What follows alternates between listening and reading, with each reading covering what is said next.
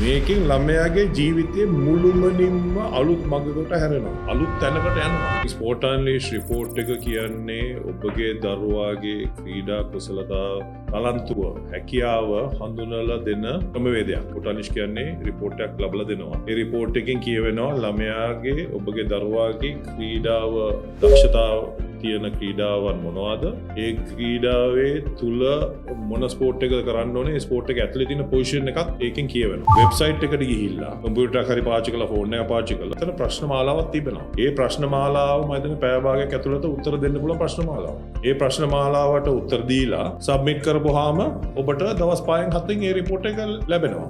මේකෙන් ළමයාගේ ජීවිතයේ මුළුමනින්ම අලුත් මඟකට හැරෙනවා. අලුත් තැනකට යනවා. ක්‍රීඩාව හඳුනාගත්ත ගමන් ඔහුගේ ජීවිතය මුළුමනින්ම වෙනස් වෙන්න පටන් ගන්නවා. මේ සුළු මුදලට දෙන්න තියෙන ආයෝජනයේ ඉතාමත්ම එන ප්‍රතිඵලය මනින්න බැරි තැනක තමයි තියෙන්නේ. ඒ ලබා දීමට වියදම් කළ යුත්තේ රුපියල් 3500.